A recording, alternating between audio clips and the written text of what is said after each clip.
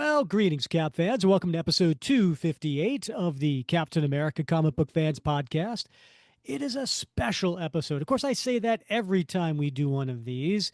Welcome to the Captain America Comic Book Fans podcast. I'm Rick Verbanis. I'm your host, and I've got a co-host. You know his name. It's Bob Lucius. Oh, Bob. Here comes the jesters. One, two, three. Four. We might have four today. We got four jesters today, my friend. But that's not what I said, Bob. I said, here comes the jesters. One, two, three. Yeah. Anything? No, nothing. All right. What if I did this, Bob? What if I did a here come the jesters? One, two, three. Yeah, no. It's all part of my fantasy. There you go.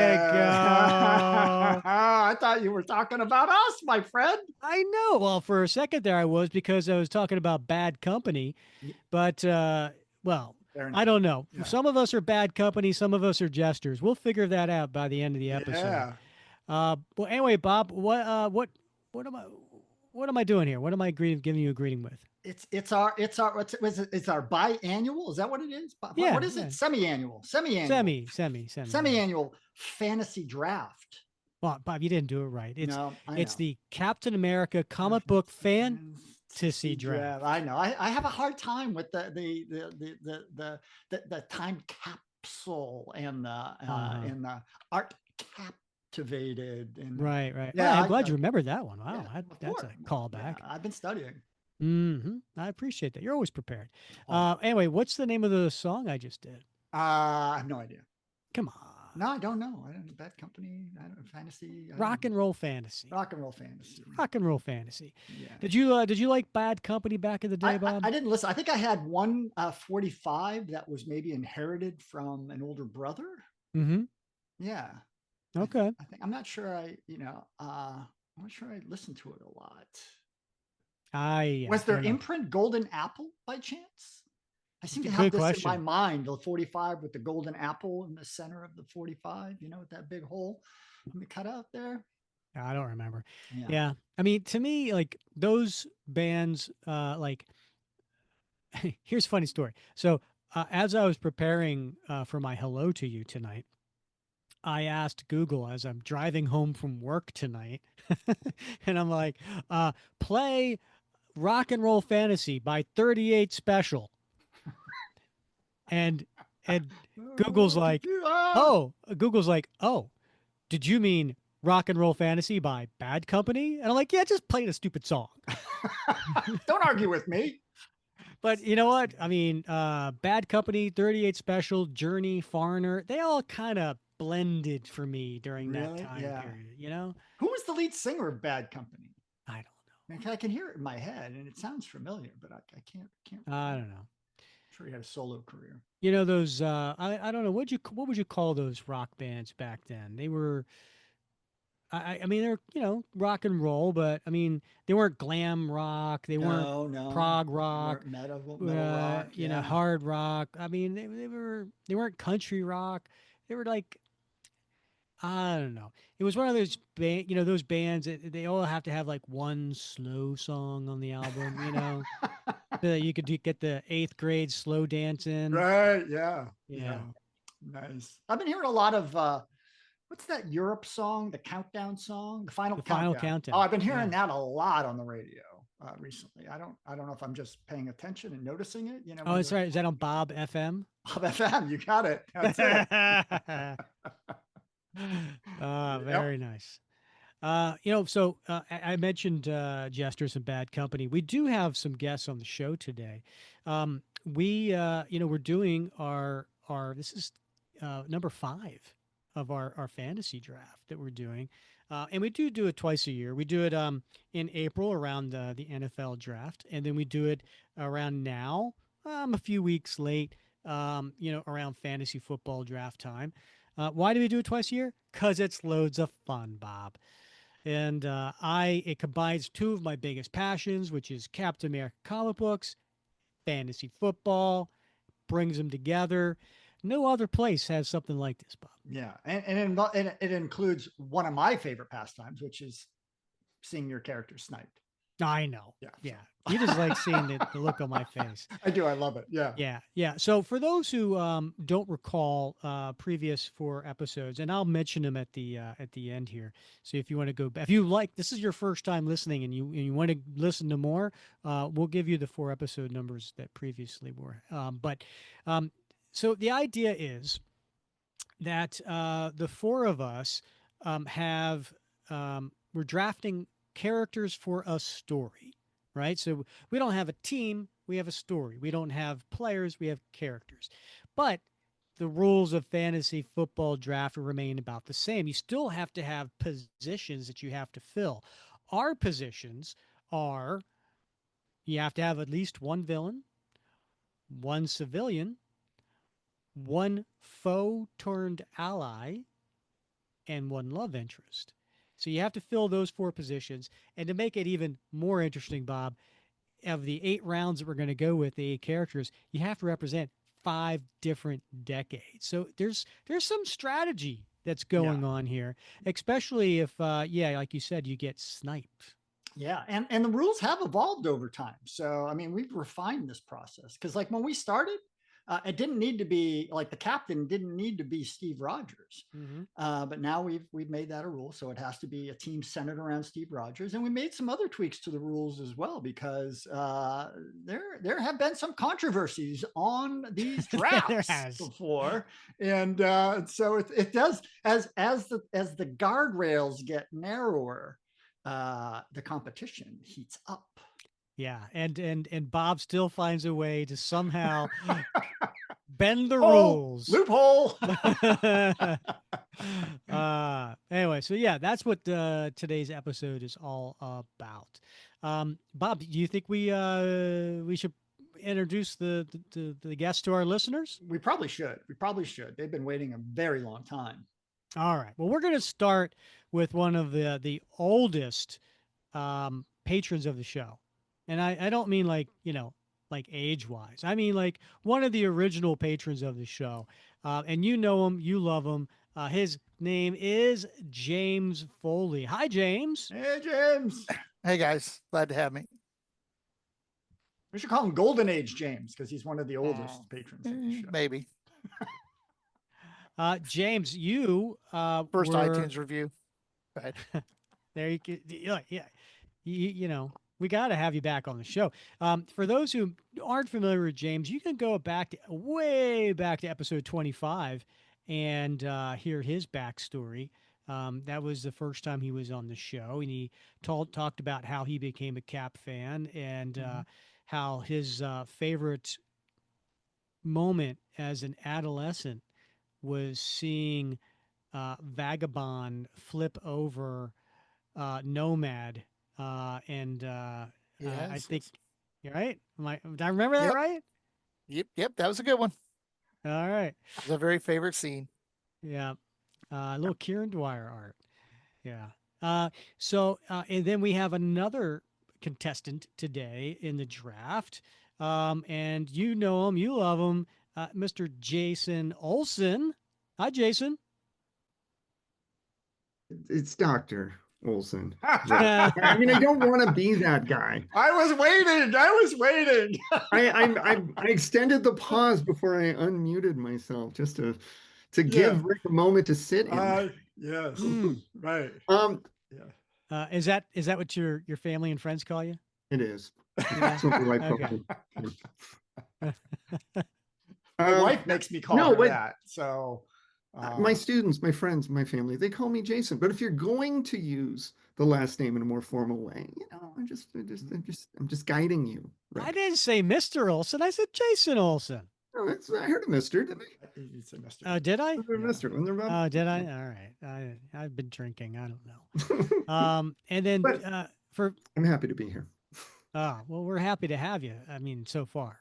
Yeah. So, Jason, he also, you may know, is the author of a book about one of our favorite Captain America writers, Mark Grunwald.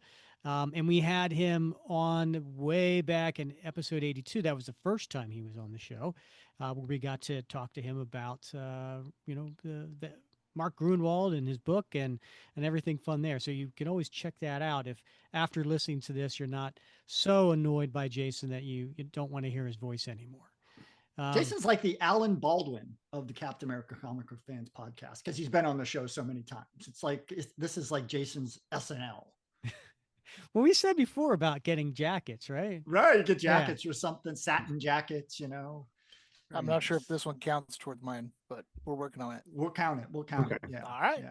Be like our neighborhood watch sort of thing. So then I guess technically I am in the 5-timers club. Yeah, right. Exactly. I technically would be. Yeah. No other place would I want the jacket from than right here. It would be a members only jacket, which yeah. Would I wear anything else in 2025? Are you guys wearing the same shirt? I'm just we're trying not. No? No. Oh, okay. Nice. All right. The logo looked the same, and then I see it does, and I thought the same thing. And then I saw Steve in the costume. I saw you when I first came on. You were like, looking down. Well, I was probably having. I wasn't. And Bob was like, my eyes are up here. Up here. Up here. It's pretty bold of you to think that I was that close just to see you, Bob. But that's how I roll. Well, guys, it's great having you on the show. So the draft, this is your first time doing the draft. What kind of prep did you do for it?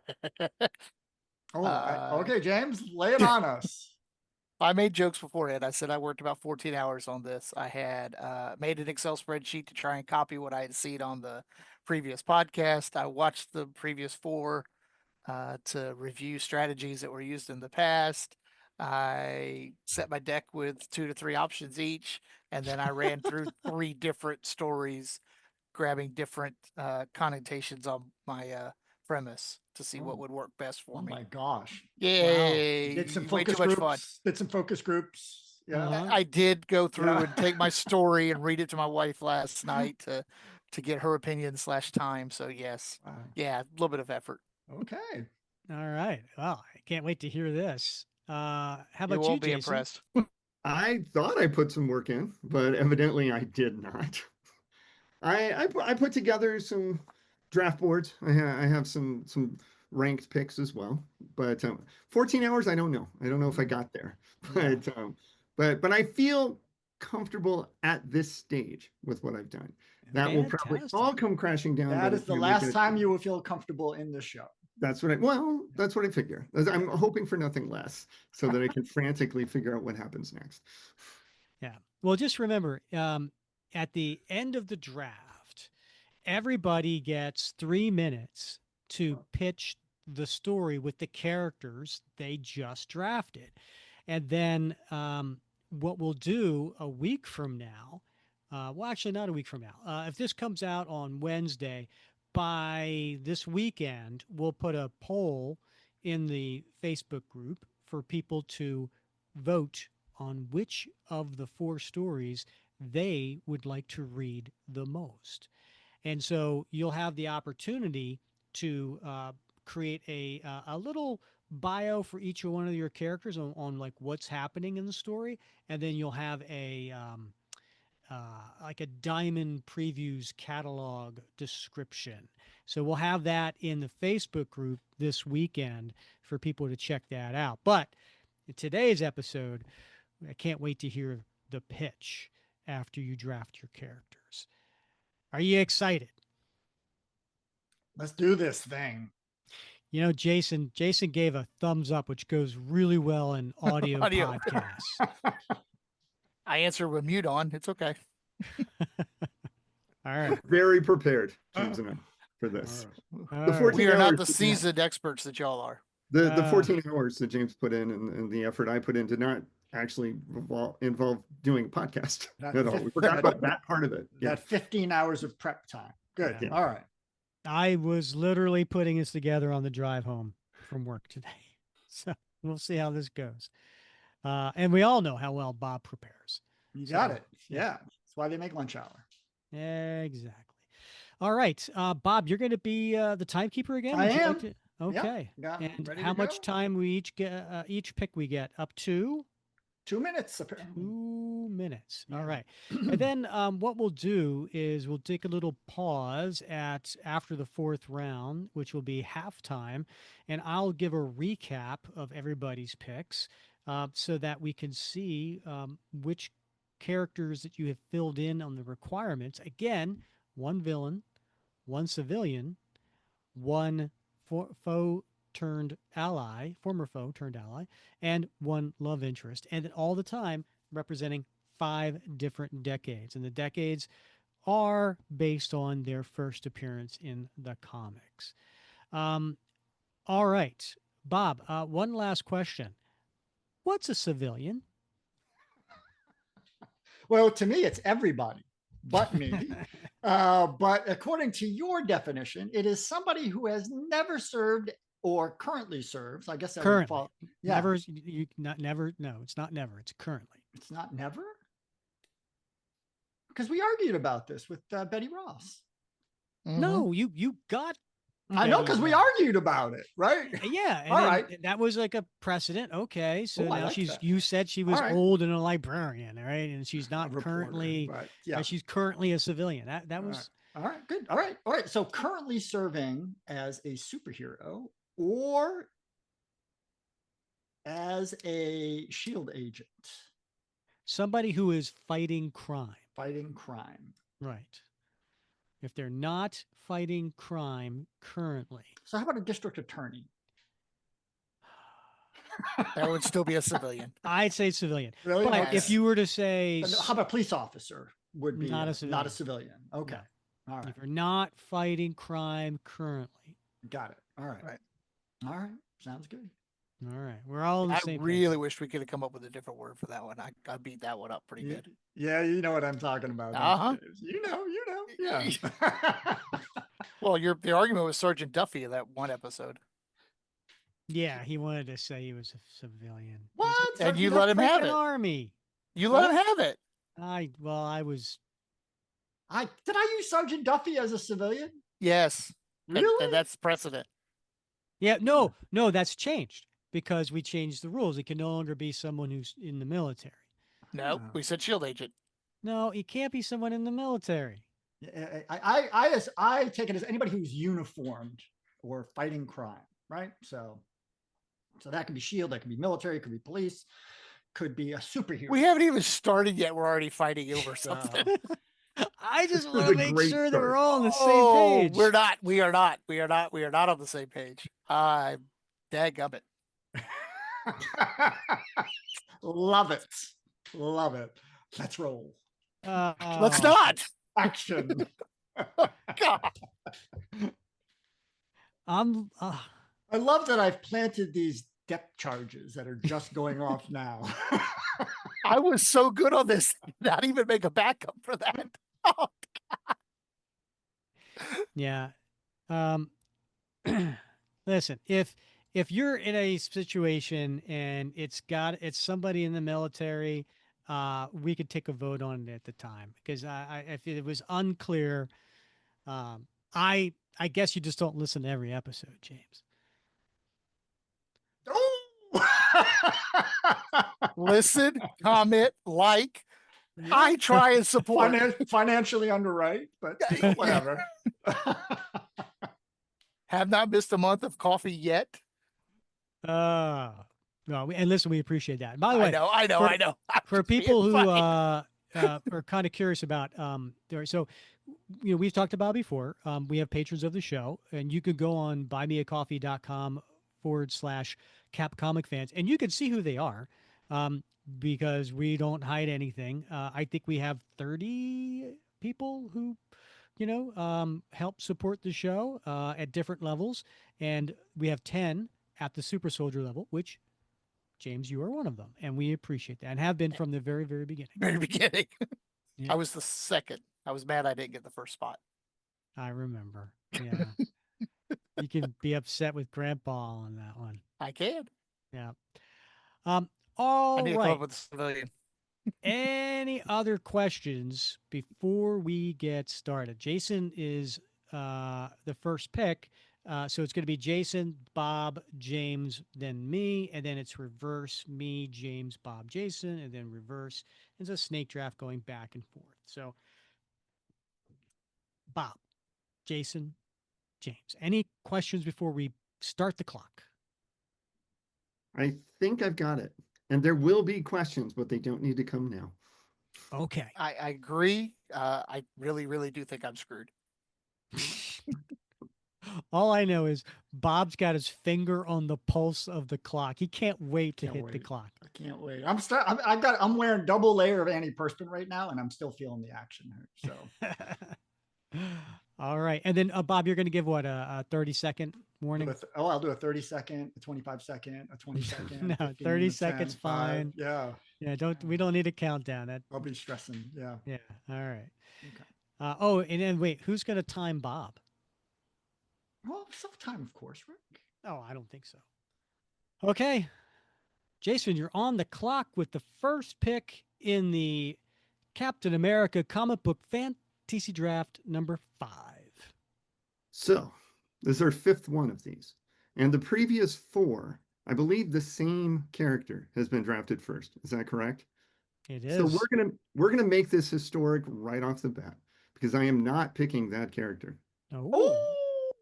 With my first pick, I am going to take from Tales of Suspense, number 75 from 1965.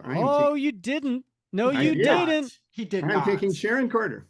Oh, yikes. I'm going to have to tell you right now, that really hurts me.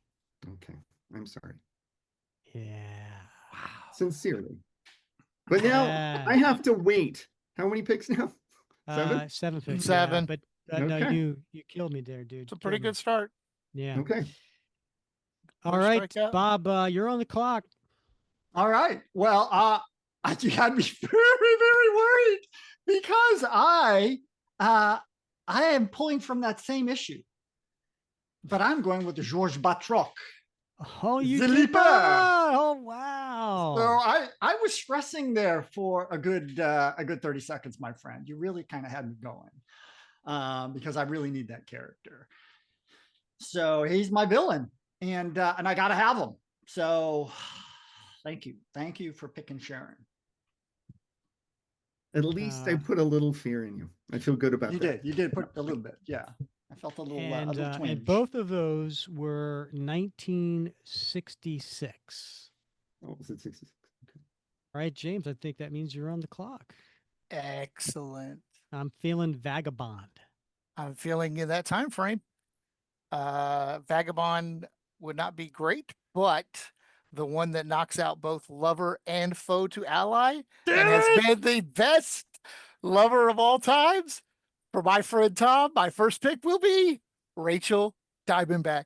Oh, you guys are killing me. First appeared in Captain America 310 in, was that 1985?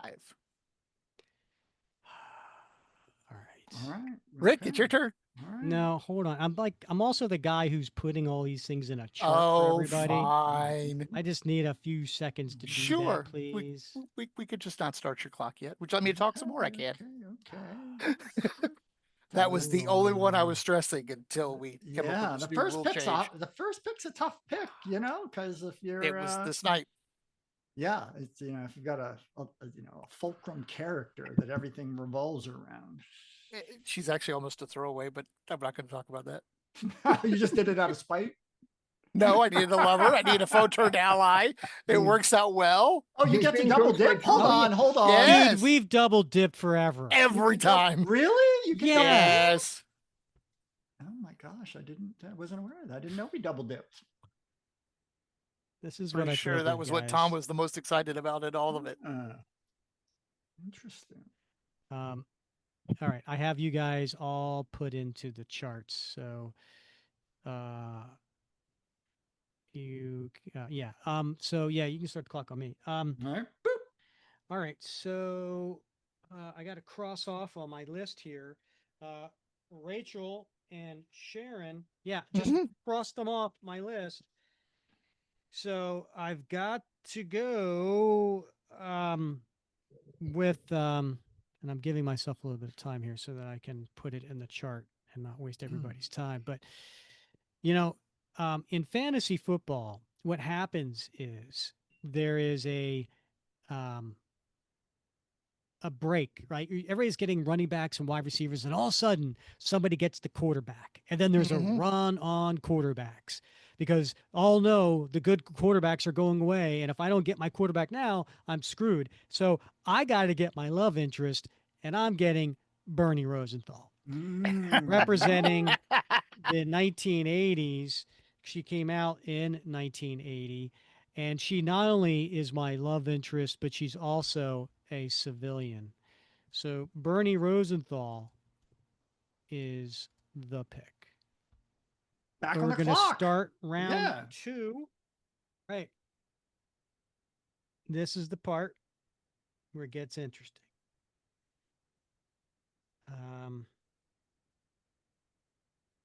I gotta go. You know that run on quarterbacks? Sometimes you want to make sure that no one else can get that quarterback, the last remaining quarterback. So I got to go with the first pick in the second round, Connie Ferrari.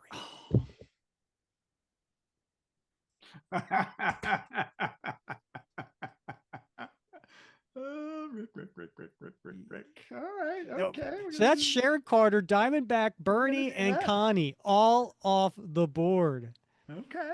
James, you're on the clock. Oh, whoops. I'm sitting here looking for somebody. Oh, what do I want? What do I want? Let's go with Namor from Marvel Comics. Marvel. Why am I feeling a blank all of a sudden? Marvel Comics, number 1. Yeah, from 1939. Okay. All right. So where are you putting him under? I had him down as a foe turned ally, but I've got Diamondback already there. But yeah, he's an ally. Okay. All right. Well, I'll just put him underneath foe turned ally. And then, I mean, it doesn't matter. You can have him. It doesn't. Yep. I just didn't know if he was your villain. That was he is not my villain. Question. Okay. I could not use the Submariner as the villain. That would not be okay. All right. So Namor. Just for the record, I'm upset now. I'm just letting you know, James. Why? No, I haven't expressed any sniping to this point, but I just want you to know, James, I am now. So good work. Yeah. Namor. Really? That's an interesting one to be sniped so early. That was not one I was that stressed about. I have to admit, I was very much considering Namor. I had him and I scratched him off. He was a backup for me, but I considered Namor. So well, I have scratched him off now. Bob, you're on the clock. All right. Well, I am going to go with a civilian, and I am going with Arnie Roth from Captain America 268 with a cover date of January 1982.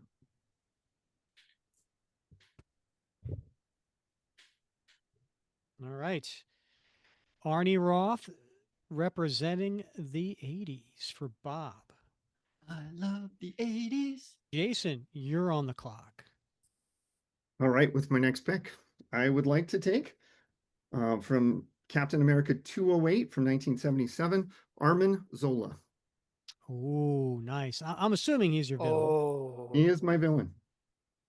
That was a backup for me. Good. Nice. Good pick. And now I'm going to pick another villain with my next pick. I'm sorry. So that was the 70s, right? Yes, that is the 70s. Okay. And now hold on. I got to put these. I'm so excited. He is fired up. You got the next pick. Nobody's taking it. It's okay. Relax. I'm about to pick something really weird. And I want to make sure I get it out there. Okay. All right. First pick in the third round. Jason is taking. From Captain America Volume 3 in the 2000s, I am taking Cash, which is an AI villain that was in the Prototype. It was an AIM agent. And this is just that's CHE, right? CHE. This is the early days of the internet, and this is how we perceived AI. Right. You have done a fantasy draft before, right? Yeah, I know. He's pulling a Bob with Sergeant Muldoon. When we say, as Bob would story. Say, this character is absolutely essential to what I'm doing. And I got it. That yep. Is this in what category is he? He's going to be the 2000s. No, I mean what category? Well, he would just be a villain, but I've already got a villain. Okay. So he is not fulfilling any new categories. I put them as extras. Yeah. The last 4 columns I have as extra. And I know full well that he's not being taken likely. But if he was, I was so done. So yeah. It's actually not a bad idea. Bob's on the clock. You'd have to clean your cache. Yeah. Okay. That was bad. Yeah. Oh boy. All right. Well, I am going to go with an extra, and I'm going to go with Joseph Rogers. Now, this one strikes me as odd. Odd pick for sure. Again, you're around the 3rd pick, right? Yeah. There's a method to my madness. And, you know how central he was in Volume 7 in the Remender run. So how could I not use him? Sure. I have a question. Where does he represent? He represents, according to the website? Comic book reading order. Yeah. He represents the 2010s. 2010s. Yes, he does. I know. That's what I was about ready to say. I find that very odd. No. Dude, did you not click on the Golden Age tab? No, I didn't click on the Golden Age tab. Oh, we talked about this. What? I didn't click on the Golden Age tab, but this is either here to there. I know he was talked about in Volume 1. I guess he didn't appear. I'm sorry, Joseph Rogers? He did not appear. His dad, right? His dad did not appear in Captain America. They talked about it, but that's neither here. Okay. The first appearance, first appearance, was in the Remender run. And both Marvel fandom and the comic book reading order agree on that, which I find odd. But all right, it is what it is. For this website, yes, you're absolutely right. But do you see underneath that where it says appearance, powers, skills, equipment, and underneath there's like a little thing, a tab that says main 616? Mm-hmm. Some of them have a Golden Age tab or a World War II tab. So you would click, if that was the case, you would click on that, and then whatever there would be the first appearance. Well, okay. But that's not the case here. So that's not the case. This here is Joseph Rogers is representing the 2010s. Indeed. Okay. Glad we got that figured out. Take assist from the kids. All right. So is James, we're going to put him on the clock now? All right. He's on the clock.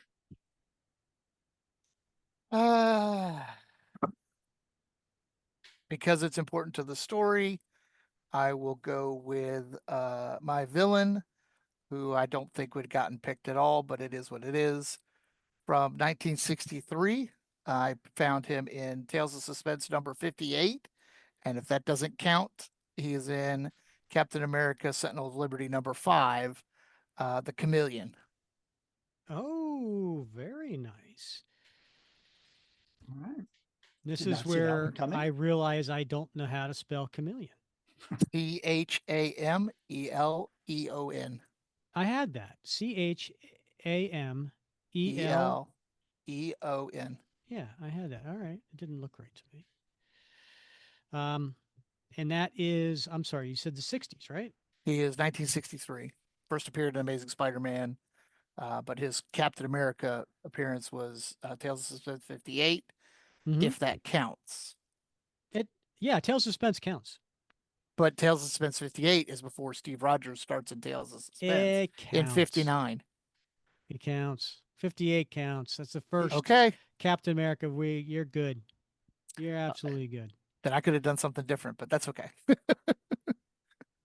All right. Rick's being generous because he doesn't have that character. Probably. Yeah, it'd be a whole different argument. Yeah. You did get me a little bit worried when you said your villain and you were going in the 60s, because most of the villains are in the 60s. I know, but I'm pulling this guy. Okay. He is going to be my villain. I don't think any of you guys are going to pick him, but he's very, very, very much essential to my story. And that is Ultron. I did not see that one coming. And which comic book did he? I love Captain that. America? That was a good one, Bob. That was a good one. Did you guys get the reference? Nope. What did he say? From Age of Ultron? From the movie. Okay. I didn't see that coming. Oh, all right. I think there's 2 listeners who got that. Quicksilver. I got it. I'm not a listener today. I'm much more interested in where he appeared in Captain America. I am too. Yeah. You know what? That was a tough one. So I will tell you right now, I was in my car coming up with this story and everything pivoted around this character. And then I was like, wait a minute. I know he's fought him plenty of times. And I know, a ton of times. And lots of Avengers comics. Yeah. And then I was like, they don't count. What if he doesn't appear in any of the Captain America stories? And then I get to Ultron character and there's 5 pages and I go through all 5 pages and it was until I get to the last page and Captain America Sam Wilson 23 in 2017 he appeared. Oh yeah. The only Captain America title he appeared in. Wow. All right. All right. So that was the end of round 3. I guess we are going to keep this moving. I'm going to go with another pivotal character. And this one is going to be a foe turned ally. Mm. And he also represents the 60s, which doesn't help me because I already had Ultron in the 60s. But this was an important character. And I am putting him in here. You guys would never pick him. But again, pivotal to the story. It is going to be Bruce Banner, a.k.a. the Hulk. Okay. And that is my former foe turned ally. Nice. Considered Banner. Nice. Did you know? I did, actually. Yeah. All right. James, you're on the clock. All right. So let's go ahead and start our fight. For my civilian from 1997, Captain America Comics Volume 3, Issue number 2, Lieutenant Commander Rebecca Houston, the XO of the Mackenzie in the comic book where Captain America's on a submarine. What? She's your civilian? That's what I wanted. All right. Wasn't she like a baddie? She was the XO. She was the one that was running around with Cap and was going to go down with the ship. Oh, yeah, that's when right, they were fighting Hydras on the ship. All right, yeah, she was awesome. That was a good he ended up having to save her and eject out of the torpedo tube with her and all kinds of other things that don't happen on submarines. And you would know, James, having served on a submarine. Most important character of all for my story. Wow. Is it really the only civilian in your story? Yes. All right. Based on location, based on premise of the story, which I don't really want to give away at the 4 point, but I'm okay with that. It's a base, so everybody's another sailor, or yeah. All right. So I went back and I looked at the email and I said civilian definition: someone that is not actively fighting crime in any way, in parentheses, with powers or as an agent of S.H.I.E.L.D., for example. I got you. So S.H.I.E.L.D. wasn't like the only definition. It was an example. So I can see, even though I know we've talked about it on episodes about military not counting. I am curious, though. When I used Duffy, was he retired? Yeah, I think so. I think so. And your story is retired. That is why I considered him a civilian. She can't be retired. And not military. Mm. Yeah, because I would not have. I can't imagine myself saying that a military person was a civilian. It stuck in my craw like you wouldn't believe, but but it was because he was retired that he was now in that. I'm retired. I'm still not a civilian, but I got it. But so what are you saying, Bob? You are not accepting a active military personnel as a civilian? I'm uncomfortable with it, but I'm comfortable with it going to a vote. Because I'm asking what your vote is, Bob. My vote would be no. You okay. You can't, and a military person is not a civilian. Everybody else is a civilian. Jason? I would say yes, because this pick affects me in no way, shape, or form. So I love it. Jason. I think in this world, when we think of civilians, I think it's in the rules as SHIELD is being a good example. But SHIELD is a high-powered agency specifically designed to fight like supernatural threats and to fight. That's not no, I disagree. They are there to fight any kind of threat. But it turns out that way. They get referred. If you look at it, Ed Brubaker's run, that's true. The SHIELD agents, like they're fighting, crime as far as like, that's activities true. And things like that. To me, they're military. I am comfortable having said at this point to all our listeners that anybody who is in the military or former military who is offended by James Foley calling, what's her name? Rebecca. All right. I'll concede the point. I'll concede the point. I'll concede the point. As a civilian, please, feel free not to vote for James. Thank you. Direct all comments to James Foley. And my support of James was purely self-serving. And I need everyone to know that too. I rescind her as a civilian. Put her as extra. Okay. So but you can still pick her. Yeah. Right? Oh, yeah. She is absolutely. I said put her as extra. I'll come up with a different civilian. I'll take a bad guy out. Something. I'll figure it out. All right. So what's her name? Rebecca what? Lieutenant from the comic. In the issue, she was Lieutenant Commander Rebecca Houston. Hopefully she's a captain by now. She's an admiral. But either way. Okay. All right. Pivotal to my story. Lieutenant Commander. LCDR. All right. I apologize for my ignorance in the terminology. In the comic, she was an 04. Okay. I am all right. You, Rick. And she represents what year? I don't understand either. 1990. 1997, the 90s. 90s. All right. So, wow. They're so collegial compared to earlier shows, right? I mean, everybody just wants to get along. It's the argument of the civilian, Bob. I was against it myself from the get-go. I just like with this. You'll see it in the story. I'm just going to throw somebody in as a one-off. Bob, you're on the clock. Oh, all right. Well, then I'm going to have to go, Rick, with my love interest, which, of course, will have to be Cynthia Glass. Oh, God. Yeah, right? Right, from the 1990s. So there you have it. Everybody loves Cynthia Glass from The Adventures of Captain America, right? But also... I love the way to Kevin McGuire. Of course you did, sure. But reaffirmed as his first love in the Steve Rogers Super Soldier series. So debatable. Yes. All right.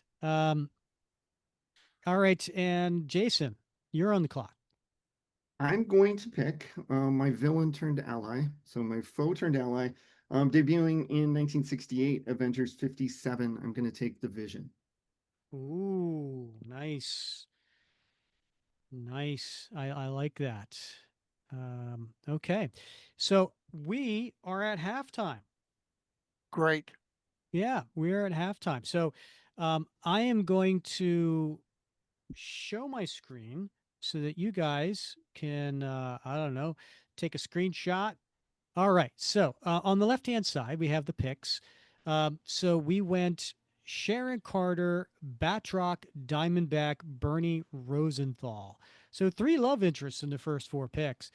Then in the second round, we start with a love interest, Connie Ferrari, and then Namor, Arnie Roth, Arnim Zola. Third round, Cash. Maybe a little too early, just saying.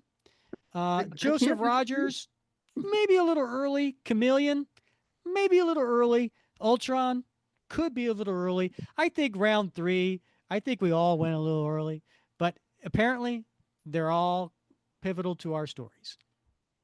Indeed. And then round 4, we had Bruce Banner, Lieutenant Commander Rebecca Houston, Cynthia Glass, and Vision. Again, I think 4 characters, probably pivotal, but a little early. I'm surprised by rounds 3 and 4. What do you guys think so far?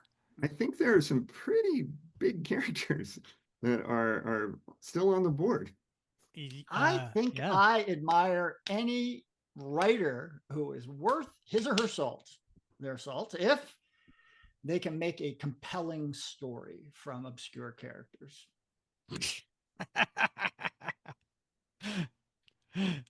Oh, I love how Bob just kind of like, yeah, let me pat myself on the back. Let's not just go to the well. Let's make a compelling story.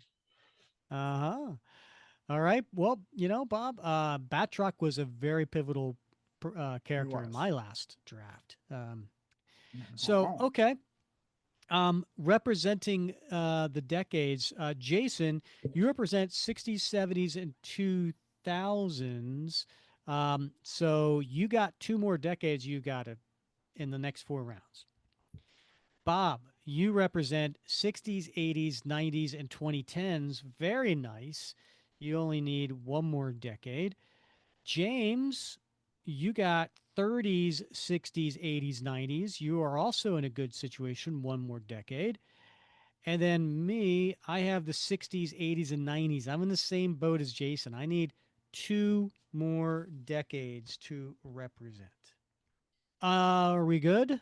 We go ahead and start the second half? All right. Jason, you're on the clock. So you mentioned all those things that I need, and I'm not going to do any of them because you got to go where your heart goes. So I'm taking debuting in Captain America 217 as Marvel Boy, and appearing for the first time, and Hulk 234 as Quasar. I am taking Quasar.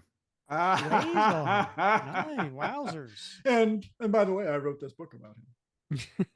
Product placement. You know, if somebody else brings it up, now what? Stop them. What was it? The 70s? He was the 70s. Yes. Okay. Well, you. Oh yeah, you didn't need that. Never mind. I didn't need it at all. But there was no way I wasn't gonna do it, Rick. Wendell's a great character. He was a favorite of mine as a kid. Thank you. Like I had anything to do with him, but I've spent a lot of time with him lately.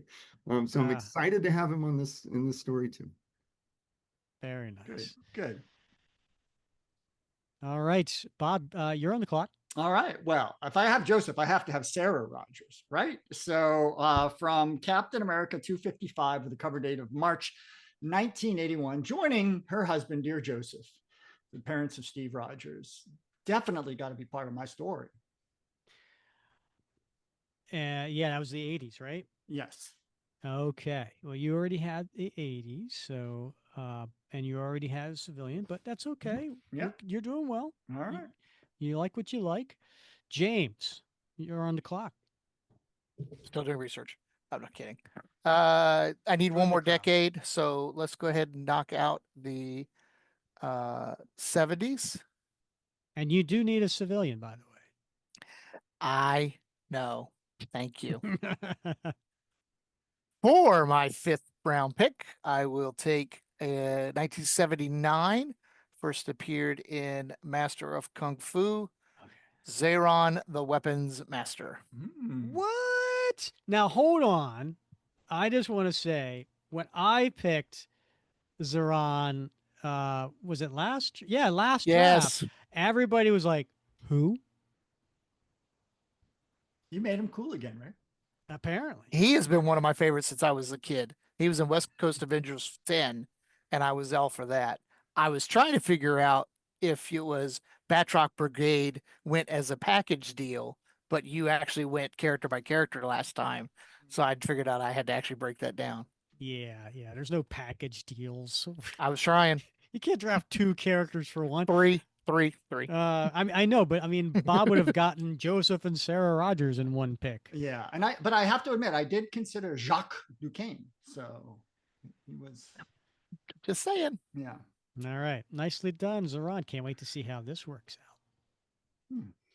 All right, I'm on the clock. You are. I need another decade. I'm going to have to go with the 70s. Bob, you know her. You love her. She debuted in Captain America 237. Do you want to build a snowman? It's Anna Kappelbaum. Oh, I was going to pick her. No, you weren't. No, I wasn't. But it'd be right up my style. Be my style, though, wouldn't it? It really would. It would. Yeah. It really would. So yeah, I got Kappelbaum, and she came out in 1979. I think that's the episode that for those in real time, like Jason and James, it comes out tonight. So there we go. Anna Kappelbaum. Nice. Thank you. All right. I kick off the first pick in round 6. Am I on the clock yet? You are. Okay. I know how I'm going to represent my 5th decade. The question is, what the hell? You know what I'm going to do? Jason had said before, there's still some big names on the board. You know? There's a lot of big names on the board. It really is. There's hundreds of big names on the board. I mean, the first pick in the draft the last 4 years is still just hanging out there. Right. Right? Yeah. I gotta go with Bucky Winter Soldier. There you have it. There you have it. I mean, like, let's make this fun. Yeah. Right? So sure. Why not? Right? Yeah. So that's Go ahead. Get the ash vote. Go ahead. I mean, we could put this underneath foe turned ally. Ally turned foe turned ally. Sure, okay. Yeah, right, whatever. But he represents the 40s. So I now have all 5 of my decades. Okay. And I have all my categories filled too. Woo. I'm now everything's just icing for me. Is it? Yeah. Okay. James, you're on the clock. For my civilian, I will do a deep dig and grab first appeared in Avengers 281, the 1980s, Fabian Stankiewicz. Oh, nice. I like Fabian. Okay. I believe I drafted him previously. I believe you did. Yes. Yeah. I'm just going to go Fabian S. I think we all can figure out who that is. Is he a civilian? Don't you start. It's a valid point. He is. No, he is absolutely. Avengers. He's an He supports staff. He could be a foe turned ally too, right? In a really stretch. Sure. Wow. It depends. But I don't care. He's my civilian. Hold on. I'm going to pull a Bob here. Oh my God. With the Betsy Ross. What is, in your story, what is Fabian's current role? Yeah. Inventor. Then I would say he's not a civilian. He gave you an opening. Then. Yeah, that's fine. I really am not going to fight you on this, James. Can I go for a vote? Can I get a vote? Oh, that's a tough one. I mean, if he's inventing to what? Stop crime? Is he working for the Avengers? Nope, he is not. He's on his own? He's a civilian contractor for the United States Navy. Civilian contractor. He said the word civilian, didn't he? I would go with you on that one, James. I would vote for that because. All right, let's do it. Fabian is a civilian. In your story. Yes. In your story. Or I could just put scientist X. I don't care. I just need a scientist. Maybe a scientist that what wasn't was he, ever the called? 80s? And was I'm he 80? 81. 80. And I'm editing the story as we speak. So Okay. So the Mecha Marauder is a civilian. Gotcha. I forgot he did that. I'm fine with it, James. All right. And James, you have 60s, 70s, 80s, 90s, and 30s. So you're good with your decades. I'm rolling. Yep, and you're good with your categories. I'm rolling. All right. So you and me are done. Nope, I got 2 more characters I really need. Well, you know what I mean. Oh, yeah, I do too. Bob, you're on the clock. Okay. I'm so glad nobody picked this one, because this was really important for me to have this one in my story. It's Dougie Huggins. He's my foe turned ally. Dougie Huggins from Captain America Mythos, the one shot. Everybody remembers Dougie. Remember the bully that lived in the same building as Steve Rogers and picked on him all the time? By the end of that issue, he was a good friend of Steve. Cap had awarded him a Medal of Valor, and Steve Rogers had dinner with him every year at the 11th Infantry annual event. What book was he from? Mythos. So that's 2000? The 2000s? Yep. Was that a Captain America book? Yes, it was a Captain America book. It was a one-shot Captain America Mythos. Hey, James, I remember Captain America. No, I remember miniseries being on there. I didn't see one-shots. One-shots, the miniseries were definitely on there. If it's a Captain America title, yeah. Okay. And Mythos was a story that we did panel by panel. I understand. And also we had Paulo Rivera on the show to discuss it as well. Maybe if you listen to all the episodes, James, you'd know that. This is I love Dougie. It's a PG show. Dougie's one of those characters, obscure. He had a very important role as a bully, right? But by the end of the show, heroes all. In fact, Steve used those words exactly. And Dougie showed up in that panorama of all the heroes from World War II on one side. And he was the last guy that he saw in that book, right? As they sat at the hall, as Dougie is an old man, he's still young. So he's my foe turned ally.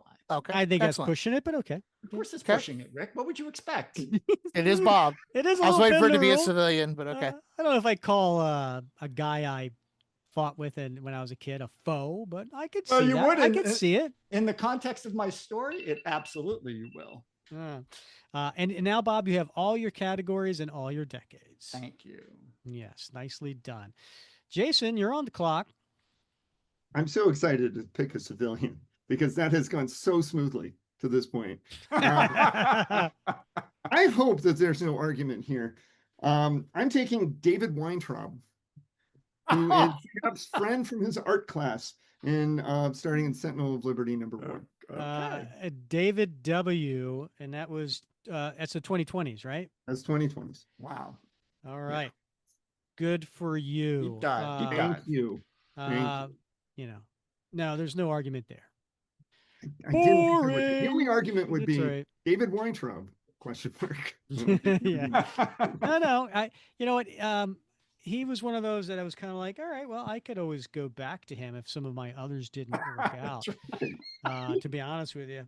Cap thinks that he knows stuff about computers, and that's good enough for me. I trust Steve on this. All right, so now you have couldn't pick Ram. All your characters, and you have 60s, 70s, or you have one more decade you got to do. I think the 80s would be a good decade to check off here. Yeah, but it's your pick. And I'm going to take the Eel, who debuted in Power Man and Iron Fist, but has appeared as part of all sorts of serpenty things. Serpenty things, yeah. Which doesn't make any sense. The eel's not a serpent. It doesn't. I know. What 80s you said? Yes. Okay. All right. So now you've got you're done. Okay. You've got them all, and that was your first pick in the 7th round.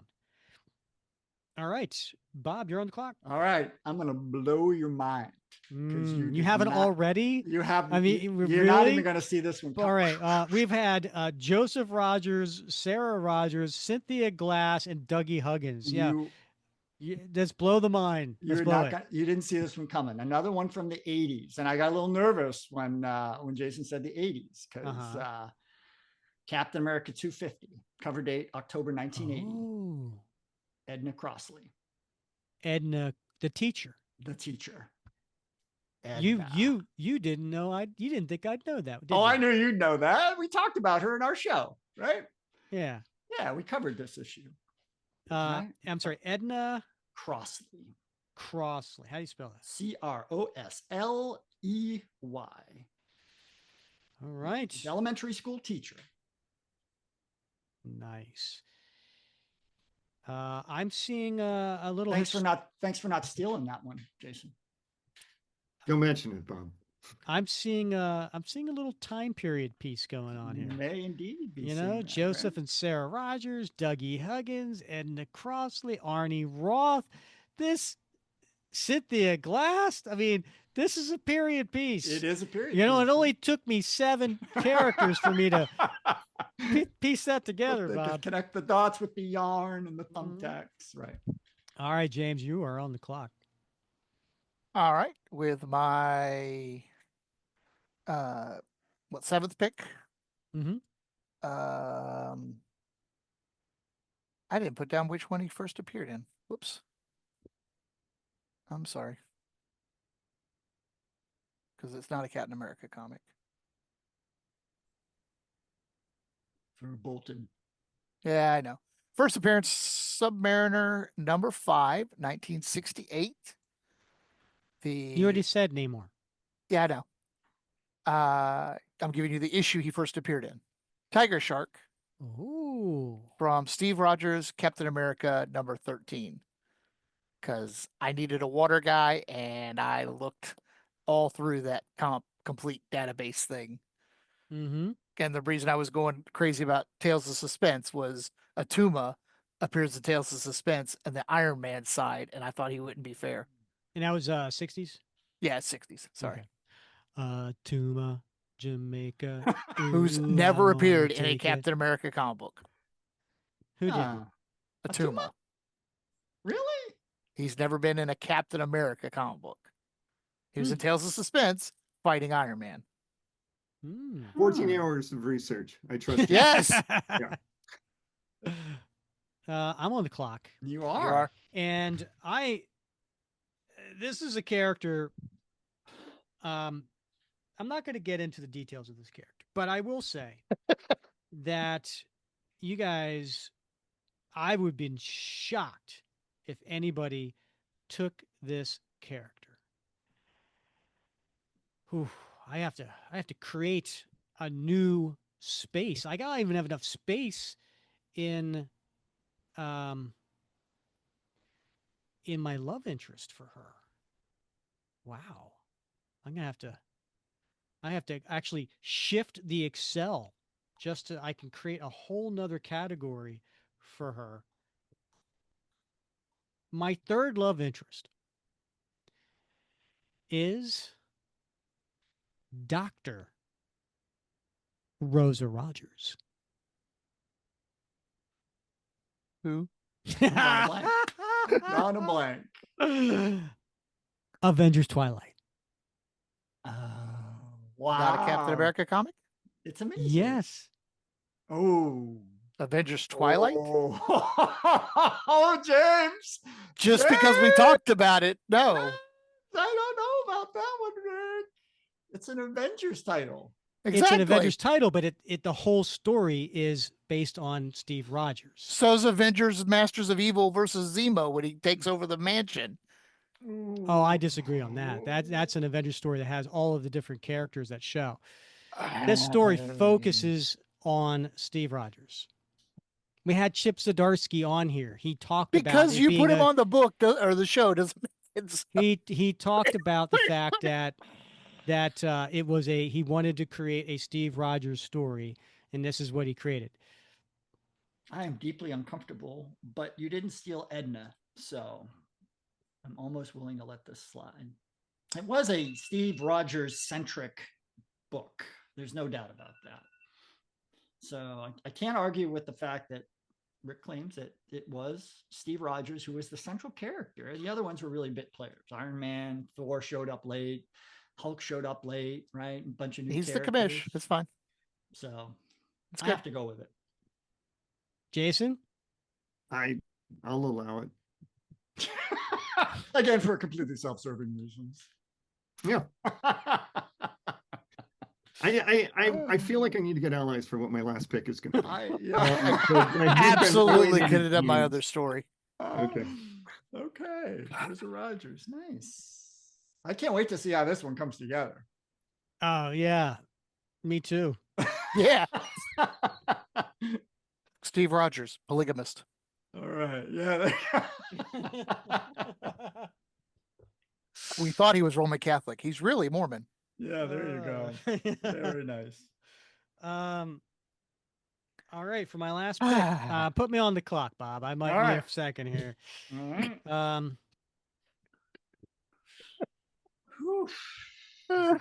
Pressure's building.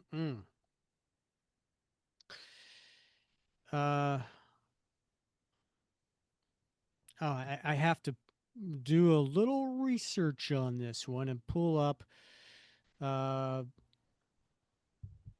Captain America 237, which was the one that actually we just did, Bob. And it really inspired me. As you saw, I had Anna Koppelbaum, right? Yeah, right. Yeah. I'm going to have to go with my last pick. And this is, well, you know what? The hell with it. Do it.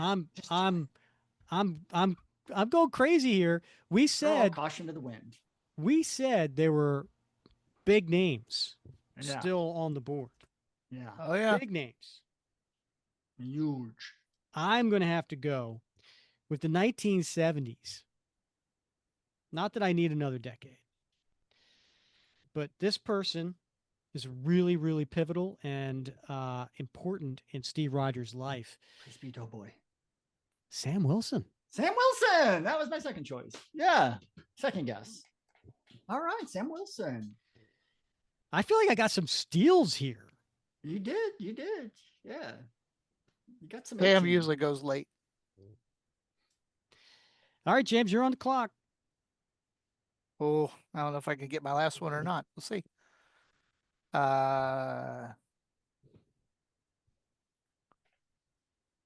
Also from 1963, which I made the comment that all great villains come from.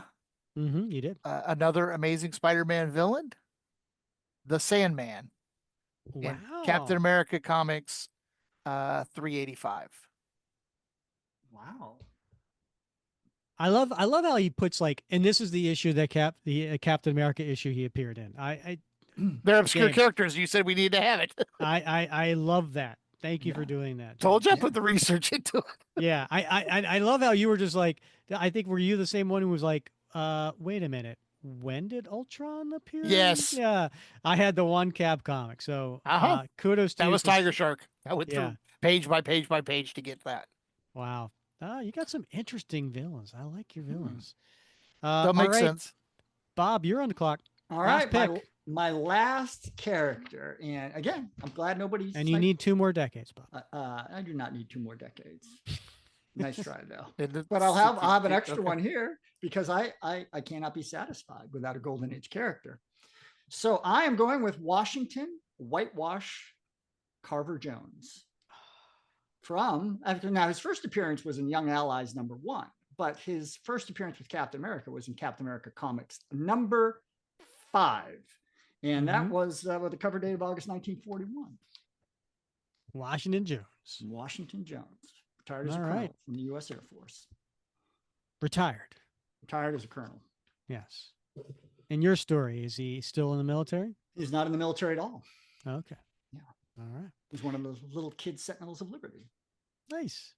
All right, Jason, you started us off with Sharon Carter sniping for me, which I still haven't forgiven, and then now you get to end the draft. Okay. Who's your pick? I've got some questions first. Bob, is he on the clock? Can I pick a character who on the clock. has not appeared in a Captain America comic but will? The cover is out there. It has a release date later this year. It's out there. Can we do that? Oh, I do like a Red Widow or something? Hasn't been published yet. Yeah, it doesn't have a cover date, does it? Did we say it had to be published? Did we use that word? Could we therefore use Tom's comic? I Is that in the mail yet? What's that? I'm not in charge of that. It has a November. When's it supposed to be out? 2025. Publication date of January 26th. All right. So has this character is a previously existing character? Yes. Okay. But it has not appeared in any Captain America comic. It appeared. Just tell us the character. We'll let you know. It's a xenomorph. Huh? Oh, yeah, an alien. Yes. So pick a skull. I don't want a scroll. I want a xenomorph. He wants a xenomorph. He wants to ride the wave of the popularity of the new show. I get it. So it says must have appeared in a Captain America series in the email. Oh, that is past. Okay. James with the technicality. Yeah. I would have let you have it, James, just because there's no impact on me. But I might have too, because I just want to see the story. Well, I mean, if there's a vote, then. But I think James has a good point.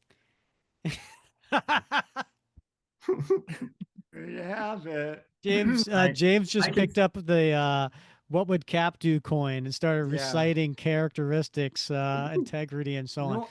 Normally, Rick, I think we should let him have it, but in the interest of ramping up the tension, I say no. That is fine. But I want everyone to know when the votes come out, I tried to get a xenomorph in this story.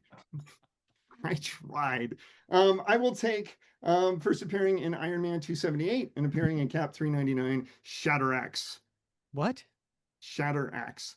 Shatteraxe? The Kree alien. Oh, you wanted an alien. Yeah. Is that shatter like SHATTER? Axe. Yeah. Axe. One word, two words? Like the body spray? One word. Huh? One word. One word. Shatteraxe. All right. Yes. I think you stumped me. What Cap comic was he in? He's during the Operation Galactic Storm. So when every possible Kree warrior and Shi'ar warrior appears, Shatteraxe is one of those. And that so he's what category would you put him in? I would put him in villain, but I don't need any categories at this point. But you don't, but I have to put it somewhere. He's an 80s character and he's a villain. Mm-hmm. Well, congratulations, everybody. Wow. That was a fun draft. Lots of surprises, lots of characters. I don't think our listeners even know who they are. Yeah. We had some... Or one of the hosts. It's true. Yeah. We also had some great value in the second half of the draft. Wow. All right, let's just go through this. I'll share my screen again. All right. So Bob, well, actually, we'll go Jason. Jason was first. Jason has Sharon Carter, Arnim Zola, Cash. I'm pausing for people to do a Google search on that. Vision, Quasar, David W., Eel, and Shatteraxe. I gotta say, first two picks started strong. Very, very strong. The rest, interesting. Very interesting. I can't wait to hear the story. I can't wait to hear the story. Interesting. I want to hear the pitch. Bob, second pick of the draft, he went Batroc, which we all know means that is a very pivotal character in his story. Arnie Roth, Joseph Rogers, Cynthia Glass, Sarah Rogers, Dougie Huggins, Edna Krausley, Washington Jones. Now I understand why you went Arnie Roth with the second pick of your draft, because I was like, why is he picking him so early? Because of all the remaining characters, he might have been the one who might have been picked. That's exactly right. This is not one I would have put past you to use in one of your stories. So I had to. I actually do have him down here as potential. So, see, yeah. James, you went Diamondback. I gotta tell you, that was like snipe. I was and when you hear my story, you'll understand why. Namor, interesting second pick. Chameleon, interesting third. Houston, Zeron, Fabian Stankiewicz, Tiger Shark, Sandman. Again, really interesting characters here. I got a naval theme here. What? And then protest.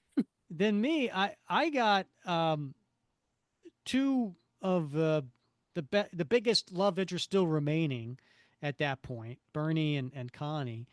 Went with my villain Ultron, Bruce Banner, Anna Koppelbaum, who was uh, the landlord of the Brooklyn Heights apartment.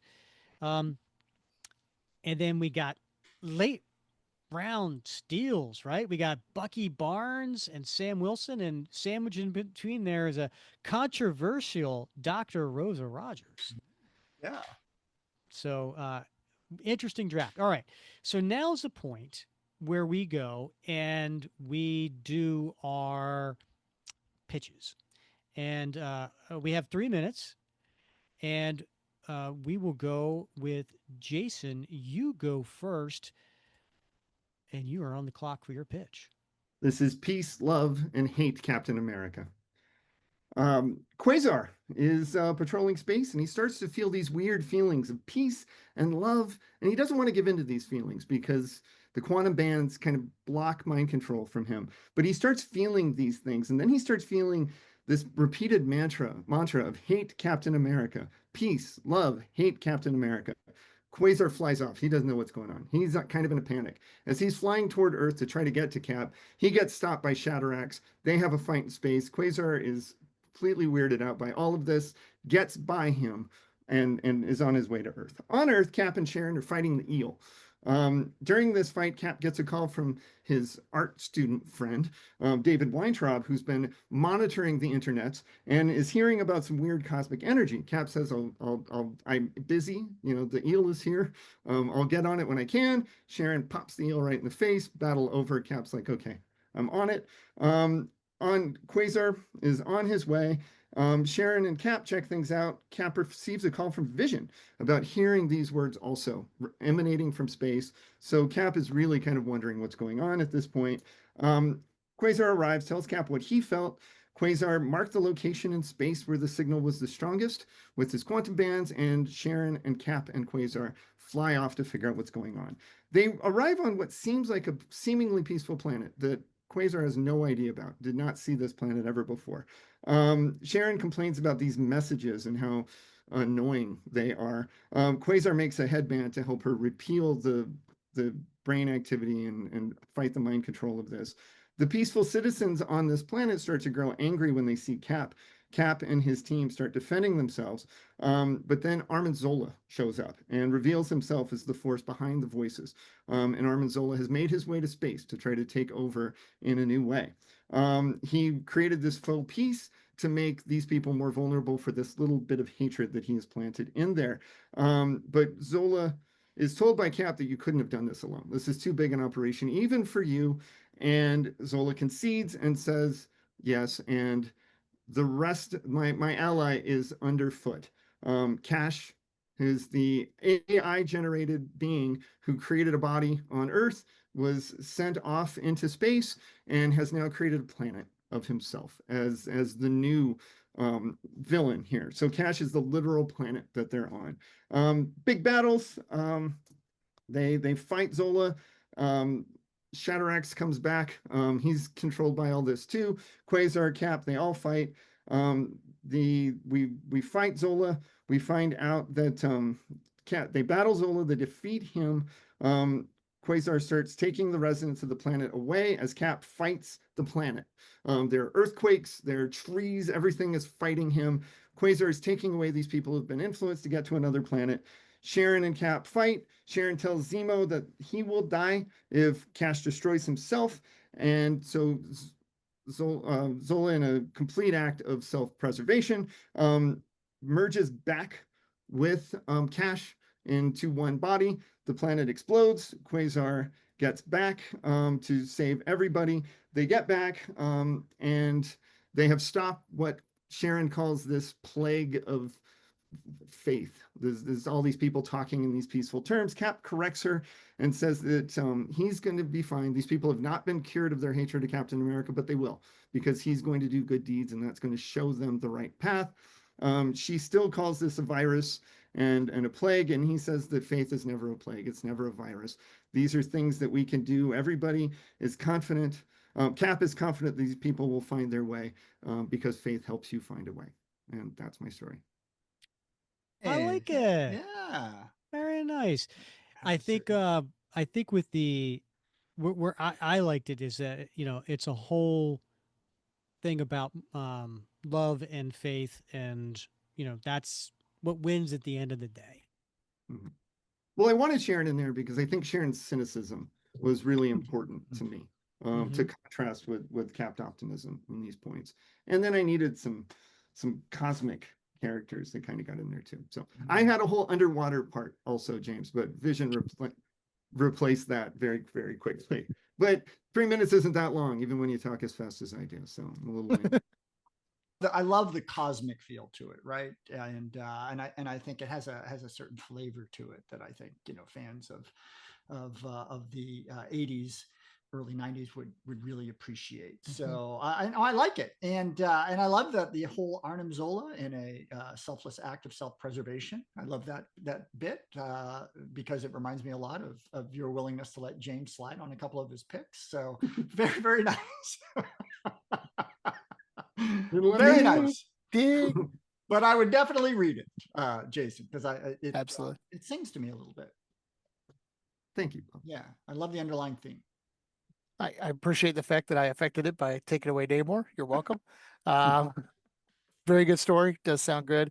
Shatterax is somebody I had never thought of and wouldn't have grabbed, but that was a big chunk of the stuff that I did for mine with obscure characters and one panels. How did the xenomorph fit? It was just going to be that. Razor was going to have to fight him, and then it was going to have the xenomorph kind of more involved in the battles at the end. And when you're telling a pitch this quickly, you can't get into all of that. But it's true. I had some pretty cool Cap fighting morph and Sharon having to go toe to toe with one that I liked. But that's fine. Yeah. We can just imagine that was a xenomorph instead of the most. No, we can't. Sorry. I still think a scroll or something. I might have gone with the Predator. I don't know. I mean, I'm more of a Predator guy, but that's fair. I default to the Kree. So I got you. I'm sorry, Bob. What was the episode? What was the issue of Captain America comics where the Predator showed up? I don't know. You know, whatever. As long as we're I'm sure it'll be some future issue. Oh, okay. So.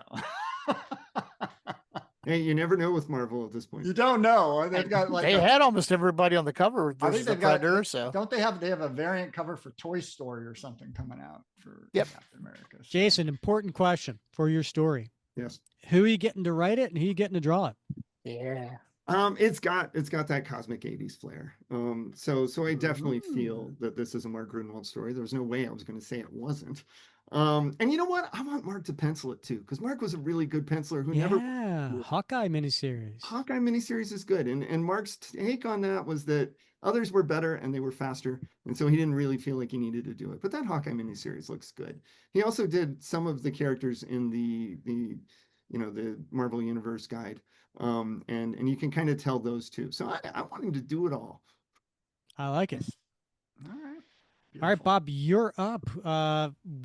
Let's hear your pitch for your story. I can't wait to hear this one. All right. I'm hearing it takes place in the 90s, right? Yeah, absolutely. So, Rick, actually, you inspired this story. So about a week and a half ago, you made a post about the challenge coin. You put it in the Captain America Facebook, and it got me thinking. And so I was inspired by that. And I wanted to do a story that was built around the challenge coin. And in particular about the characteristics of Captain America, Steve Rogers, that are listed on the challenge coin. So that's what it's about. It's about the formative influences on young Steve Rogers, because we often think that, heroes are born that way, and often they're made. I have a background in social psychology, so I'm really interested in how people are I learn from social exemplars and models, just this idea of vicarious learning. So I wanted to also build a little bit on that Captain America 443 when Steve has that short conversation with Batroc. And so I have built on that a little bit. So as the story opens, we've already sort of entered the engagement between Batroc and Captain America. And Cap has lost this engagement. And we find him tied to a chair with sort of Batroc gloating over him, saying, "I bested you. I'm better than you." And Cap saying, "Well, you got me this time," sort of thing. And Batroc says, "It's easy for you. You've got everything going for you. You're loved, you're admired, you're respected, and you have whatever it is that makes it impossible for most people to lay a hand on you. But I bested you." And then, Steve pushes back a little bit more and says, "Well, you could have made other choices in your life." And Batroc again pushes back and says, "Well, look at you.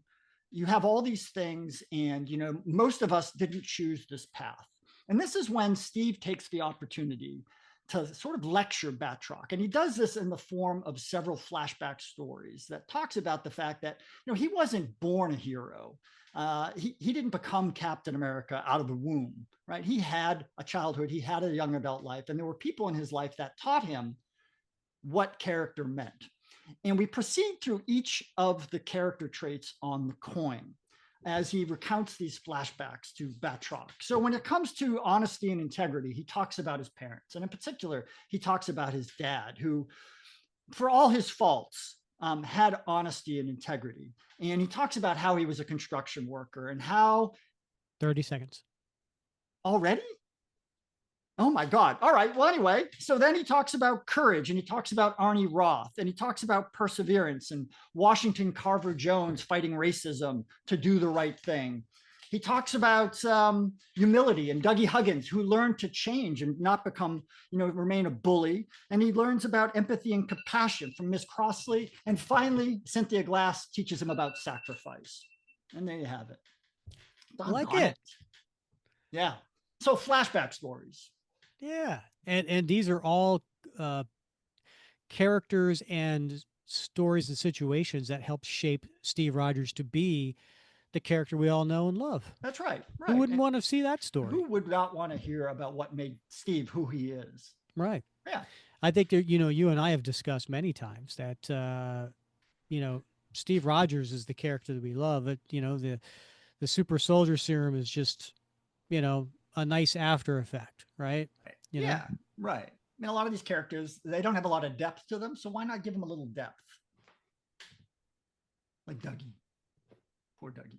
I love this. I love how it fills in the blanks a little bit on that Batroc conversation. I think that's really fun and an interesting way to do it. And I love the self-promotion of the coins. Yeah, absolutely. Since I'm not the only one then who my inclusion of Quasar was a little self-promotional too, so I'm glad I'm not the only one. But really, I love it. I love the message. I love this idea of talking about what character means, and really showing us why we love Steve Rogers. Yeah, wouldn't it be fun if, like, Steve held up Cap held up a coin and said some fan sent him this? I think it would be great if he talked about buymeacoffee.com. When did we get white coins? I have red and I have blue. When did we get a white one? The white one just came out. Ah, you know. Yeah. No. Yeah. So gotta complete the set. Hold on. You haven't seen it yet? There it is. Not the white one. There's the white one. Yeah. Oh, that looks sharp. Yep. Yep. Nice red, white, and blue, buddy. The idea of the self promotion, the social background, the things of that nature. I like that fact that we're all pulling from things that we have our passion about. Obviously, mine's going to be in the same vein. But a very great issue with Batroc and Cap together. I love grabbing a piece out of history to pull out of and expand that story. That's something y'all have talked about multiple times. What was that whole night of conversation about? Right. Yeah. Yeah. It definitely fits. I like it.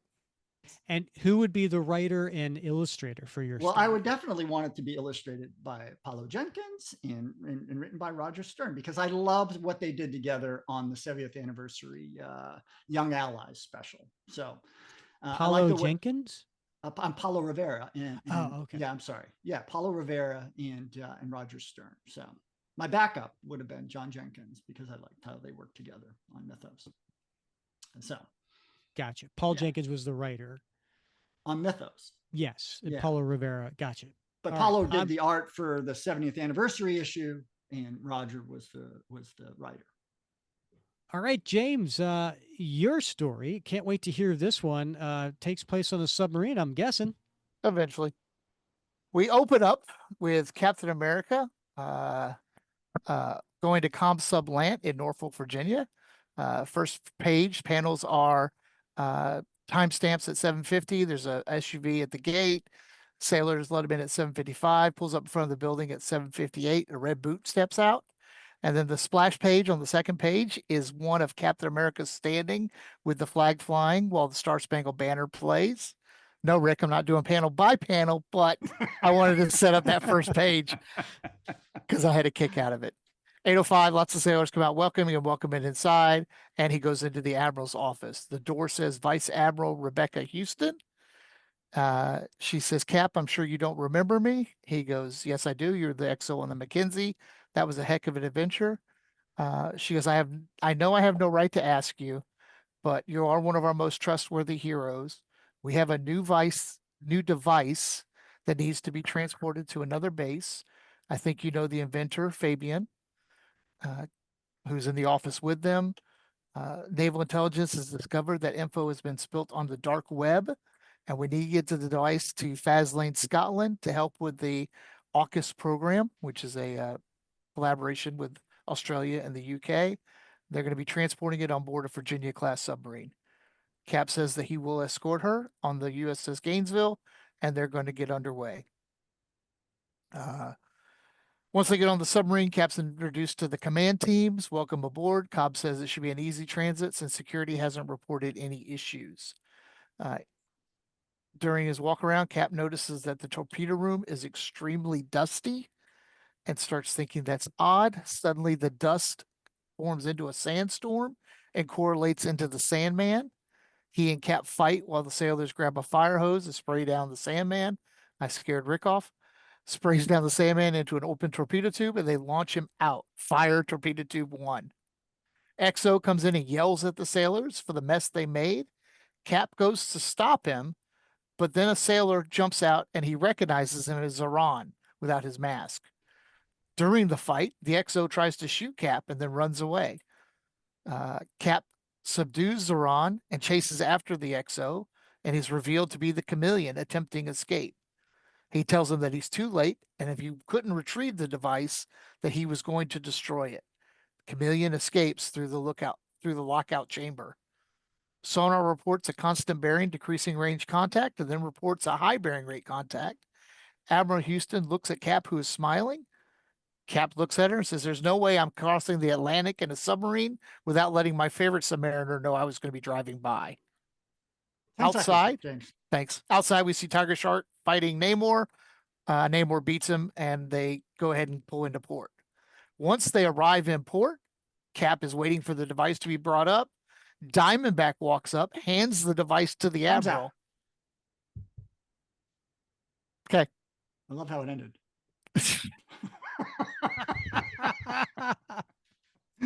I got to do the last paragraph. I can't. Go ahead. Diamondback walks up, gives the device to the Admiral. She had already taken it overseas on a commercial flight. The thought being that the amount of effort bringing Cap on board made him the obvious target. So the Admiral had contacted Domino's team, the Hotshots, to have Rachel fly it over with it not being recorded anywhere. Bait and switch. Cap offers to take Rachel to dinner. She says, no thanks. The Admiral already promised me a big night out, and they walk off together. Fun. Nice. That's a fun story. I like that. Yeah. And I love how you brought your expertise of being a long time. I mean, you served on a submarine. I didn't want to call you submariner. 3, but yeah. 3, 1 twice. Yes. I didn't. Was it submariner, or are you normally? I'm a submariner. Referred to as seaman. Submariner. Okay.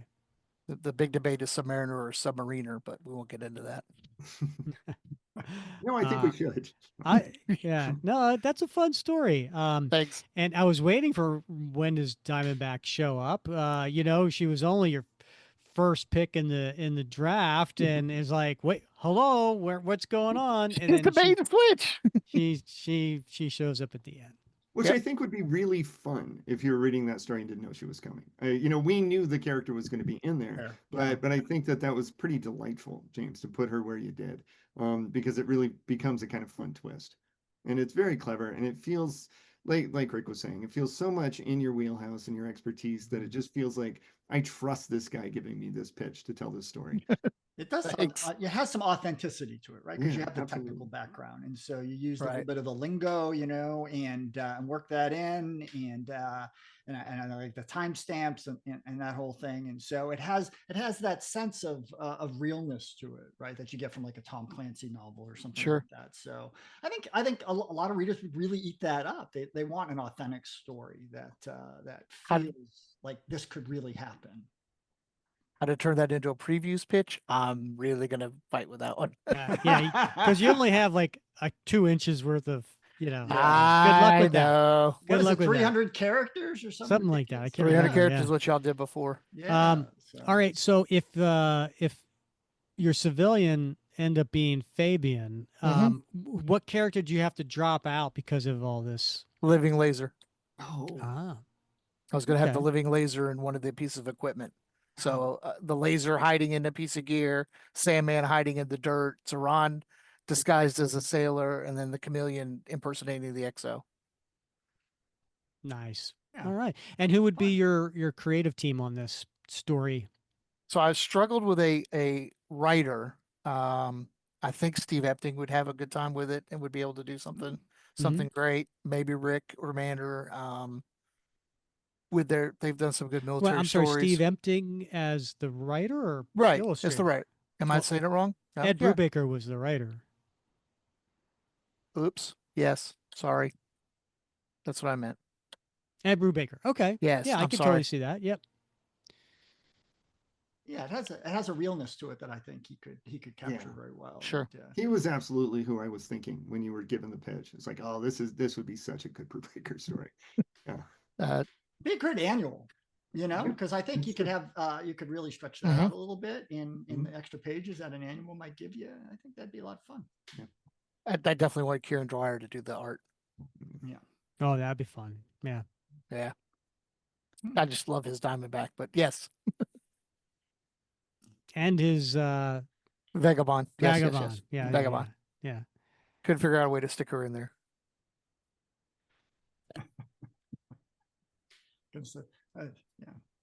Love the Zaran. Yeah. Again, he was one of my favorites. He was a favorite from when I was a kid. Yeah. The struggle I was having, and the reason I was joking, was what I really wanted to do was a Magneto story, but I couldn't get enough characters to make it work. There's something I may bounce off Rick and discuss as an opportunity to talk through it, but with his history and some of the things he's done to submarines, there's a great story there that hasn't ever been touched. Right. Mm-hmm. Last but not least, I'm sure, and I know we've all been waiting to hear this pitch. What do you got for us, buddy? All right. So I hope you like a dark story, something that has a lot of heaviness to it as far as really impactful things happen in this story. So essentially, we start off with Steve Rogers in his Brooklyn Heights apartment with his love, Bernie Rosenthal. And also there is Anna Kappelbaum. And they're just, the three of them were sitting in Steve's apartment and having a good time chatting. And out of nowhere, busts in Ultron. And Ultron comes in and immediately starts to fight Steve Rogers. They take the fight out of the apartment, but ultimately what happens is the apartment blows up with Bernie and Anna in it, perishing. Move towards the next chapter, and we have Steve Rogers with Sam Wilson. They're just buddies hanging out on a night, just friends, not in their civilian identity. Ultron shows up, attacks both of them, kills Sam Wilson. Next chapter, Steve Rogers is with his love, Connie Ferrari, in a civilian identity. Ultron shows up, kills Connie before Steve can do anything to stop it. And then next chapter, Steve is just hanging out with his bud Bucky. And out of nowhere, Ultron comes in, they fight, and Ultron kills Bucky. This all happens over and over and over. So Steve feels like Ultron has been plaguing him his entire life, killing the loved ones closest to him. He can never understand why. And then we go further into time, and Steve Rogers is older. And now we get to the time of the story of Avengers Twilight. And it turns out Ultron has not been the villain behind the story the entire time. Who has programmed Ultron to go through a circuitry over the course of these decades has been Bruce Banner. Bruce Banner, it turns out, when they say Bruce Banner died and Hulk was reigned the same, no, they managed, Red Skull figured out, and Ultron figured out how to separate the two. And this put a living hell for Bruce Banner, so he wanted to get revenge on this. But how did he do it? And it wasn't until Dr. Rosa Rogers realized that Steve Rogers was better when he was without any civilians in his life. When he was Captain America and devoted to being Captain America, he was on top of things and stopped bad things from happening. But when he was distracted in his life, she realized that he was not able to stop horrible things from happening to the rest of the world. So they decided the best thing to do was to go back and to periodically make sure that Steve had no loved ones in his life. But it doesn't end horribly. Steve has remained positive. Steve has remained true to the fact that he knows and he loves his friends and his family, and that he is not going to let this stop him. And he confronts Rosa at the very end, and I'll have to let you know how it ends from there. I know my time's up. He kills her. No, he doesn't. Now, at some point, does a bat fly through the window and he decides to don a cape and a cowl? No. Okay. That's not in there. No. Sorry. Wow, that is dark, Rick. It is. Yeah. So you think the entire story that Ultron is the villain, but it turns out that it was Steve's allies and loved ones who were in their deranged mind felt like this was the best thing for the world, was Steve Rogers not having any civilian identity but be Captain America. And then what Steve does at the end with Rosa to kind of show that no, love does conquer all. So I like it. I love it. He's going back in time, like they're going back and basically altering Steve's life, right? They're going back through time through Ultron. Through Ultron. So kind of like I think of it as a time virus that Bruce Banner develops to go back and to make changes in history. It has a little multiverse feel to it, right? It does. It's kind of like a what if issue. Yeah. Days of Future Past. Yeah. I love it. You get Chip Zdarsky and Daniel Acuna, the ones who did Avengers Twilight, to come back and do it because they had that dark kind of feel to it. Yeah. But again, just like Avengers Twilight ended on a positive note, my story will as well. So, do they actually die? Yeah, this is like kind of like a what if story. Okay. I didn't know if they were pruning it before it happened. Yeah, I mean, in Avengers Twilight, it's actually Earth 24 331. Right. It's not the 616. Right. Yeah. So anything can happen in this story. Right. Okay. I like it. Nicely done. I would read it. And I would say to Rick, hey, we should cover that on the show. Panel by panel. To say once he goes through and publishes it. I know it's a really cool story. I mean, it's so all the way that you're pitching it. I'm like, I don't know where this is going. And I really like that aspect of it, is that you really had me hooked pretty early on this one. Mm-hmm. And there was an unpredictability that I thought was really compelling. And I still don't fully know what happened because you didn't finish it in the pitch, which I respect. And I just thought, I think that's really cool. I would listen to the episode where you and Bob cover that. Just for Bob's sound effects. Yeah, absolutely. I liked how willing you were to go dark on that. Mm-hmm. And I think it was really compelling. I know that's not your style, Rick. It isn't, but you know, I felt like seeing Steve humanized, because he's Steve Rogers throughout this story. He's not Captain America. And to see him with his loved ones and then seeing something horrible happen and what that does to Steve, and to have that over and over and over throughout his life, and yet he remains positive. He doesn't let it turn him dark. And I felt like, you know, if Steve, I don't know, I thought maybe like a story like this could help others, because if Steve doesn't go dark after seeing his love interests and his best friends and his neighbors, you know, perish because of him, just because of knowing him, that you know, if Steve doesn't go dark, then, you know, we all have hope. I love that. I mean, that was sort of the goal behind mine too, Rick, is that, you know, it's like the people were around, right? I mean, like, you inspire me, and your post about the coin inspired me, right? Because the things that we do help others be courageous and be, you know, humble and all those sorts of things. So I love those kinds of stories and the ones that we can look to for inspiration. I thought it was a great, just well done. Can I say also how impressed I am with you, Rick, and you, Bob? 5th time you've done this, and I can't. I'm stressed out. I'm a mess after all this, and just how many stories you've been able to create, and how interesting and original they've all been.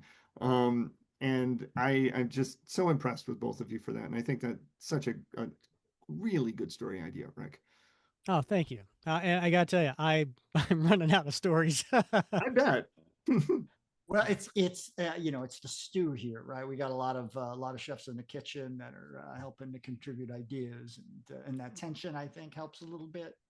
So it's good. We got, you know, bringing in experts like Jason and James helps, you know, ramp up the demand on us to sort of step up the game a little bit. You guys got 6 months for the next one too, so you could start stewing on something. I know we'll start thinking about that probably, what, Rick? 6 months. Mm-hmm. Yeah, week beforehand. When I'm driving home from work. Hey, let me just come up with something. Got it. Yeah. All right. Well, guys, this has been a lot of fun. We had a little controversy. We had a little debate going back and forth on a few things. I think that keeps the drama going. Mm-hmm. But I think ultimately we surprised our listeners with some amazing characters that they probably never thought of. And kudos to all of you for doing your due diligence and coming up with some fun stories. And I can't wait to see the Diamond distributor publication previews pitch, especially from you, James. And ChatGPT's my friend. Summarize again. And yes. So look for that in the Facebook group. And if you're not part of the Facebook group, why not? I mean, I know, I think people who are holding off are like, oh, I hate the internet, I hate social media. Not our group. We are 100% positive. You will not see anybody going on there and trashing people and giving negative, and there's no politics, all of that fun stuff. It's an oasis from all that. So make sure you check us out on the Facebook group, which is Captain America Comic Book Fans, and join that. And then you can vote on which of the stories you would like to see done and to read. Yes. And the other thing is, and I think Dr. Olsen would agree with me, that, you know, the group is an educational opportunity as well. I learn something new every day. Just even tonight, Like some of these characters were so obscure, not just mine, but some of the other ones as well, right? It's an opportunity to learn things that maybe you hadn't, heard before, seen things you hadn't seen before. I mean, the group is really an amazing resource. Especially if you go back and you search for things, you will find posts going back years, giving you the information you need about a particular issue, a particular creator, a particular collectible, whatever. So it is really an amazing resource. I always thought it was just a way to add to my shopping list. I've never seen that. I need it. It's such a reminder of how good Captain America comics have been for so long. Yes. And I know that this isn't the audience that I need to sell that on. But digging this deep, and it's like, oh wow, that's really cool, and that's interesting. And maybe I wasn't as involved in this era or this period. And you go back and you find gems everywhere when you dig deep in Captain America comics, and I love it, and I love the community that helps me find those things again and again. Couldn't agree more about community. Yep, good point. All right, so come back next episode. Episode 259, where we're going to have an interview with the guest artist Chris Giarrusso. And so Chris Giarrusso, you may know from Marvel Minis and G-Man and other that you probably have seen over the years. He's been around for a long time and award-winning, but also he is the one who created our new logo. So we're going to have him on to talk about the logo process and all that fun stuff too. So come back next episode for Chris Giarrusso. All right, Bob, any final words? Nope. I cannot wait till next week, Rick. All right. Well, for James Foley, Jason Olsen, Bob Lucius, I'm Rick Verbanis, and we appreciate you listening to another episode of the Captain America Comic Book Fans Podcast.